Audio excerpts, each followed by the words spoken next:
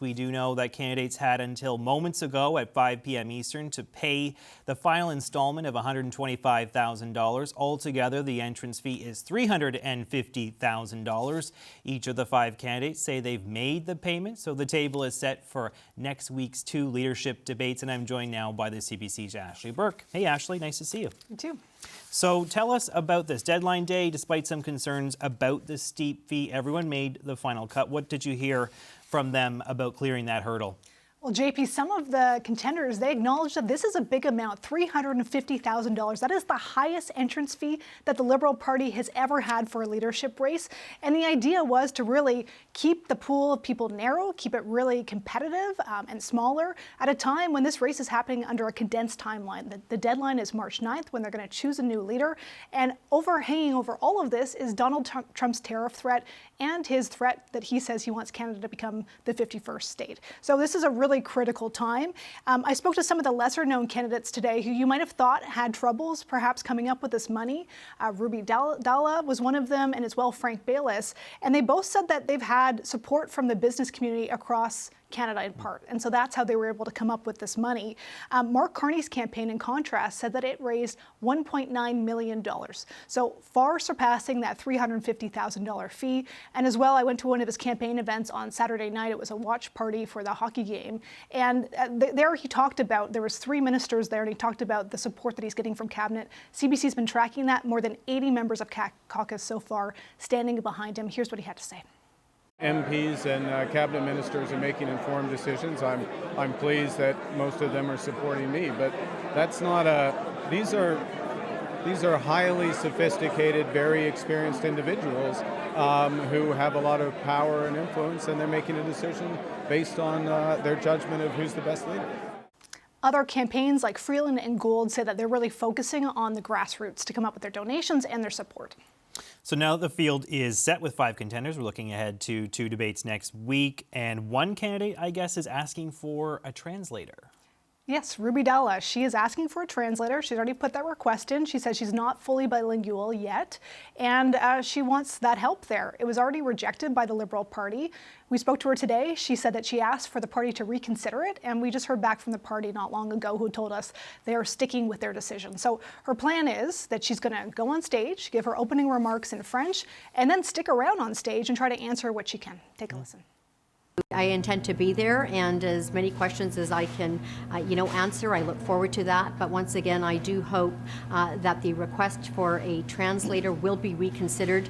We have simultaneous translation that occurs in the House of Commons, where we have elected members of Parliament. We have members of Parliament that speak, in French, and it's translated to English, vice versa. It's never stopped anyone from getting elected in our country, and I don't think it should stop anyone from getting elected as the leader of our party. But the only contender in the race who's from Quebec, Frank Bayless, former MP, a Montreal businessman, he says that it's not okay. Take a listen to his reaction.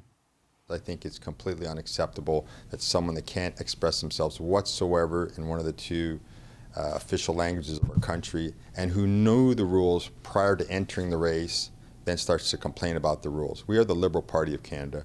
We are the party that brought in bilingualism. It's absolutely crucial that we honor that and respect the 25% of French Canadians across the country, that we can speak to them in their own language. After that debate next week in Montreal, then after that is going to be the home stretch, the final push for these candidates, try to differentiate themselves, pick up as many votes as they possibly can.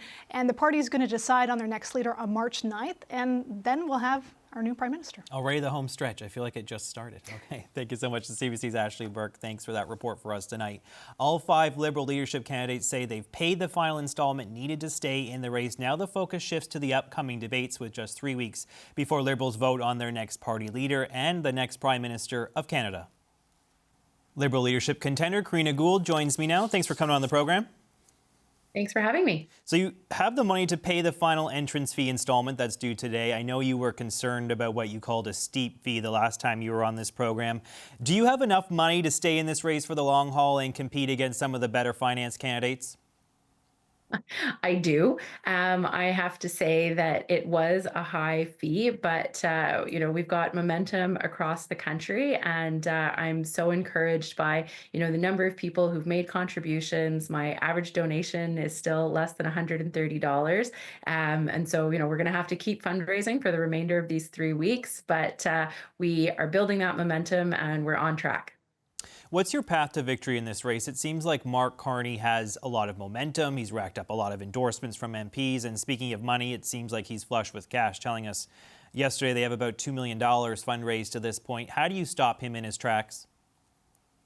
Well, look, this is a grassroots campaign, and as I've said many times, every vote counts, and it's one member, one vote. So a cabinet minister's vote is the same as a member in Moose Jaw, and so I'm feeling the support across the country. And I'll note that there was a poll that came out this weekend where my support went from 4% when I started this race up to 18%. So that momentum continues to build, and as Liberals across the country get to know me, they're excited about my candidacy. They're excited about someone who brings energy, fresh ideas, youth to this race, and who is the candidate not just for today, but for tomorrow and for years to come. So I'm really motivated by the energy, the excitement, and the momentum that keeps building with my candidacy. Are you counting on being the second choice of everybody else? Is that how you cobble together enough support to win this thing? Well, it is a ranked ballot. So, of course, I'm looking to be first choice for as many people as possible and hopefully the majority. But, second choices are important too. And what I'm hearing from people is across the board, there is a positive response to my candidacy. So that gives me a lot of encouragement. If you do win this thing, would you test the confidence of the House of Commons right away, or would you go to an election? Honestly, JP, I think it's too early to say. I think we need to see where we are as a country on March 10th. If we are in a full-blown trade war with the United States, it may not be in the best interest of Canada and Canadians to go straight to an election. So let's see where we are, because I think ultimately I have to make the decision that is responsible for Canada. There has been some talk about if you do bring back Parliament, of course, this would hand the NDP a lot of power again, because you'd still be in a minority situation. Do you feel comfortable working with the NDP and handing them the keys of government, perhaps, in terms of a tariff relief package? Is that something that you're comfortable with? And why not test, the electorate? Go to the voters and see what they want to do to deal with Donald Trump. Well, as I said, JP, I'm not in a position to make that decision right now. We need to see where the country is on March 9th. And you bring up the valid point that we are still in a minority government. So it may not be up to the government to decide whether or not we're going to an election. But there are more than one opposition party. And if Canadians need that support, I'm open to working with all parties if that's what's in the best interest of Canadians. But for me, my decision as Prime Minister would only take into account what the best interest of Canadians is at the time. That could be going to the polls. It could be staying in Parliament, depending on the situation of the country and what Canadians need at that moment. There's been some backtracking on policies by leadership candidates in this race, including yourself, especially on things like the consumer carbon tax, the capital gains tax hike. Mark Carney, even yesterday with CBC News, floating the idea of an east-west pipeline, an oil pipeline, something that was probably not necessarily supported by a lot of Liberals only a few years ago. Pierre Poilievre was saying this weekend that a lot of you folks are taking pages out of his playbook, that you're kind of ripping off his ideas. What do you say to him? Well, I say that Pierre Poilievre is just copying Donald Trump's playbook right now. And that's certainly not something that Canadians need or want when we see what is happening south of the border. We don't need a Timbit Trump up here. But what I can say is that there are things that we did as a government that I'm extremely proud of, like the Canada Child Benefit, like childcare, like the investments that we made in the transition to a green economy. For example, in my neck of the woods in Southern Ontario, the investments we made in the Ford assembly plant, or in Dofasco when it comes to greening steel. These are things that are going to transform our economy, but also keep good jobs here. But there are things that we did that weren't correct. And I think the increase to the capital gains that was rolled out last year, we didn't do that appropriately, and I would roll that back. When it comes to the consumer price on carbon, we've heard from Canadians that right now is not the time to increase prices. And so I've said that I'm going to freeze the planned increase for April 1st, but until we have a plan to replace those emissions reductions, we need to keep that in place and recall that, there are millions of Canadians who get a carbon rebate 4 times a year. And when we're in an affordability crisis, that money counts. So I'm not running away from our agenda. I'm not running away from our fight against climate change. I'm proud of the things that we've done that have helped Canadians, but I also recognize where we need to do things differently and where we need to do things better. What about the East-West pipeline, reviving Energy East? Is that something you would support now, given some of the serious threats to our energy sovereignty right now from the U.S.? I think it's worth a conversation, JP, but if we recall what happened to Energy East a few years ago, is that there wasn't a business case for it. It didn't make financial sense. So I think we need to have that dialogue and have that conversation about whether economically it makes sense for us, or whether there are other things that we can and should be doing. I mean, we have offshore production in Newfoundland and on the East Coast. Is there something we should be doing with that, maybe more on the eastern side of Canada? How can we ensure our energy security and sovereignty here in Canada, given what's happening south of the border? And the real reflection for me here is that, unfortunately, while we have had this long-standing trading relationship with the United States, and we've depended on that security and that stability. Certainly for the next 4 years, that stability is in question. And I think there's a question as to the long-term stability of the relationship. And so we do need to do everything we can to protect ourselves here in Canada, diverse our external markets, and also shore up our internal domestic economy. What will you do if you are elected to stop some of this aggressive, annexationist talk, if you will, from Donald Trump? I mean, the president's deputy chief of staff was essentially taunting the premiers last week when they met with him, talking about the 51st state. It's obviously hit a nerve with a lot of Canadians who find it very unsettling. What do you do to put a stop to that if you're elected Liberal leader? Yeah, so first of all, Canada will never be the 51st state. We are a sovereign country, and Canadians are proud of who we are. And we know that one of the way we define ourselves as Canadians is not American. And one of the things that I think is really important is that we maintain this united Team Canada approach. And I will say I'm extraordinarily proud of how Canadians have come together, stood together, and been united. Well, everyone except Pierre Poilievre, who was ready to just give in to Donald Trump on day one. But everybody else has been united. And that's something that's really important. So it's having a strong, forceful response and letting Americans, and not just the president, but Americans know how much they depend on Canada. Because if those tariffs go on, that could shut down the auto industry in a matter of days. It could shut down delivery services like Amazon and FedEx within a month if auto parts are not crossing the border or at the price that they are going at. And so really showing everyday Americans how the decisions of the president is actually increasing costs for them and making their lives harder. And I think the important thing for Canadians to feel confident in and for Americans to know is that we are a nice, kind people. But when it comes to standing up for ourselves, we also know how to take the gloves off, and we're not afraid to. Speaking of nice and kind, there's been some talk about whether the Team Canada approach is still working, whether it's worth our time to go to Washington, cap in hand, and trying to convince the Americans that we're a partner and ally. Some are saying we actually need to be more aggressive. We should drop this kind of nicety approach and just become more aggressive and start hitting back at Trump, especially when he's threatening our sovereignty and threatening this 51st state thing day in and day out. Do you support a more aggressive stance against the U.S.?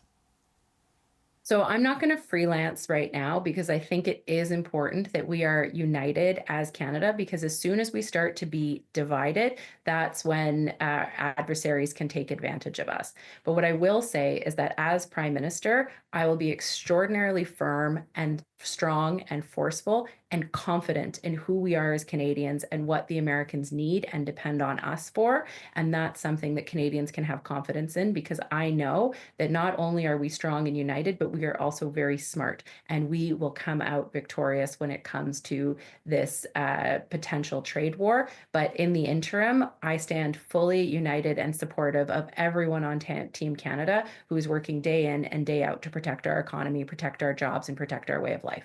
All right, let's leave it there. Thank you so much, Liberal leadership contender Karina Gould. Thanks for coming on. Thanks for having me, JP.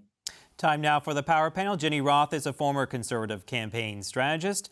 Brad Levine is a former National Campaign Director for the NDP. And here with me in studio, Vandana Cutter is a former advisor to Prime Minister Trudeau.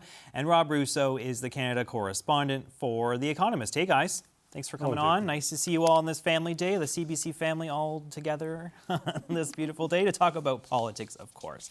Vandana, I wanted to talk to you about this leadership field that we're looking at right now. I was just talking to Karina Gould earlier, and I said, do you have enough money to keep going?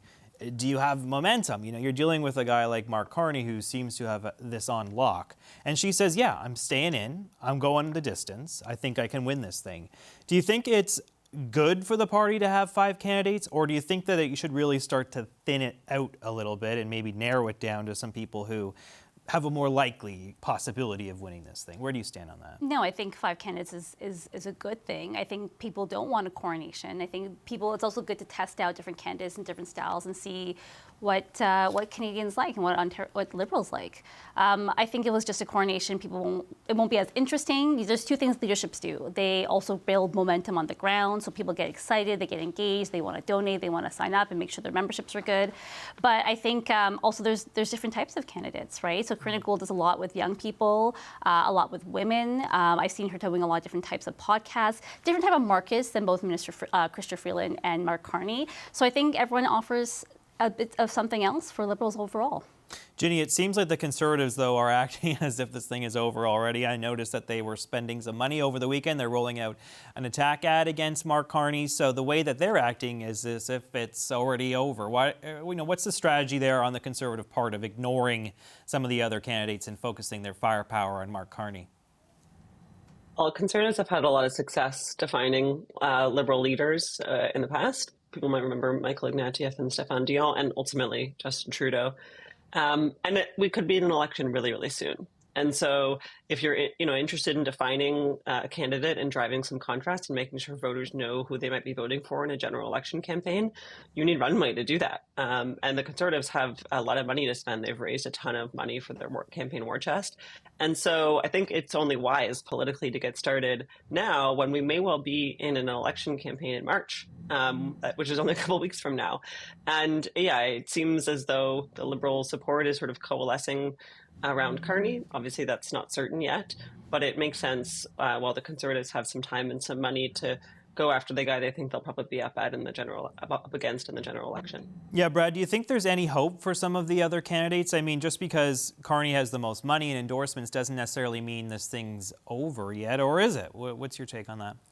Yeah, it certainly feels that way, and of course we don't quite know yet. But I think that, like, you're asking the question: is 5 too many? It's not the number of the candidates who are going to make the financial deadlines and stay in for the debates, because I don't think 5's too many. It's whether or not there's 5 viable candidates, and that I think the answer is no. I think somebody like Gould is in this race, but I don't think that she's she's not running necessarily for this campaign. Rather, it's the next one that I think she's got her true sights on, and using this opportunity, because they don't come, leaderships don't come up very often, using this one to springboard her into the next one. But if we had 5 viable candidates where they were all kind of had relatively the same likelihood of success, then it would be more interesting. This is not the case. Right now, you see Carney as the front runner, and a lot of Canadians don't know much about him. They're projecting what they may like about him, the idea of a Mark Carney, somebody with some banking experience, central banking experience at a time of economic turmoil with the United States, may seem like a good idea, but there's still a lot less of his definition that a lot of Canadians don't know. meaning the Conservatives and the New Democrats have an opportunity here to fill in those blanks quicker than he may appreciate. Rob, when people talk about it being a lock for Mark Carney, I think of the 2006 Liberal leadership race. Nobody thought Stéphane Dion was going to be the leadership candidate out of that race, right? I mean, it was a little different. It was a delegated convention. There was more room for upsets and brokerage politics and that sort of thing. But, you know, things aren't over till they're over. Do you think No, there hasn't been a vote cast yet. You know, we were talking about Karina Gould earlier. There was some interesting research data put out by Main Street Research that showed that she has a substantial number of support down ballot. So if it were to get beyond a single ballot, she's not going to win. But I think it validates her candidacy, is what it does. The other reason somebody like Karina Gould runs, not just because she wants to plant her flag in the sort of the front bench of the Liberal Party, she's in a tough race to hang on to her seat in Burlington, which is one of those bellwether seats of late. It flips back and forth between the Liberals and the Conservatives. And if she wants to raise her profile and give herself a better chance of winning in Burlington, this is a good way to do it. It's an expensive way to do it, but not a bad way to do it. The other reason why I like larger fields is because they tend to promote some original, nimble thinking most of the time in terms of where the party should go in the future. There's been a lot of talk about the Pierre Poilievre pivot. I know we're going to get to that. I don't think he's pivoted. He's evolved, but not pivoted. Everybody running for the Liberal race seems to have pivoted, though. Everybody has turned their back on the last decade of Justin Trudeau. So we haven't had that breadth, that sort of bouillon of new ideas that's been bubbling to the fore. Some, but we haven't had some of the kind of out of left field ideas either. So that's why I like a larger race. Most of the ideas about how they don't like what's already been done. Yes. You know what I mean? They're kind of dumping on what the government has done to this point, at least on some things. I mean, Karina Gould saying today, I'm good with the childcare program, but no carbon tax increase. I'm not really down for the capital gains thing. And even she was saying, well, maybe we should have a conversation about an east-west pipeline, reviving Energy East. And I was shocked by that because now I think that's all of the major candidates saying they're open to the idea of an Energy East sort of thing, which is definitely an about face. Vandana, I want to dig into those clips I played off the top with Mark Carney referencing Stephen Harper. Floating what was really news to all of us, that Stephen Harper offered Mark Carney the finance minister's job in 2012. Why do you think he's bringing that up now? And what does that say about his liberal bona fides? Should we worry, should Liberal Party members be worried that maybe he's a closet conservative? Or does it say something about his cross-partisan support? I think, one, he probably had a relationship with Stephen Harper as he worked with him closely. I think, two, he's talking about how he's here for the right reasons across, and that's going to appeal to a broad group of voters. There are people who do like Stephen Harper and don't like this iteration under Pierre Poilievre, in which case he can appeal to those voters. I think it's just more like him showing that, two different prime ministers of different stripe have asked him to take on this role. And I think it just shows his level of credibility on solving issues, on being able to fix problems. And I think that's what he was trying to showcase. Ginny, we heard from Harper's former director of communications who said that Carney's not really telling the entire story here, but there was no outright denial from Harper's camp yesterday, which I found kind of interesting. So there must be some truth to this idea. Do you think that, Harper having floated the possibility of Carney being a finance minister is something that the Conservatives should be worried about at this point? I think it sort of speaks to Rob's point earlier about who's really making the pivot here. Carney's obviously decided he has to run away as fast as possible from the last 10 years of liberal economic policy, of which he was a key advisor, as we know, until very, very recently, weeks ago. I think he's trying to use Stephen Harper's legacy to do that. I don't know if Canadians are unsavvy enough to buy that. This is a guy who actually ushered in subsequently, after having served in Canada, went over to Europe and kind of ushered in this craze of climate-obsessed economic policy that put sort of elite business interests over the interests of the climate agenda over the interests of working people in Canada. That's something that the whole movement that we're experiencing today, this populism, this nationalism, is a rejection of. It's people saying, no, the carbon tax has made my life unaffordable and I don't want it anymore. And so I get why he wants to run away from that record. I would too. Yeah, Brad, do you think that, I mean, there's really, we've been talking about pivoting. We are seeing a pivot from the Liberals, and Carney in particular. He's running more, if we're to look at some of the policy ideas he's floated, more as a progressive conservative, frankly, in many ways. Maybe not a conservative like Pierre Poilievre, but maybe more along the lines of Doug Ford in terms of some of the things he's calling for, like tax cuts and pipelines and cutting the size of government, even talking about how he wants to get operational spending under control in his interview with Rosemary Barton yesterday. Is this setting up the race to be more of a battle of personalities as opposed to policies? Yeah.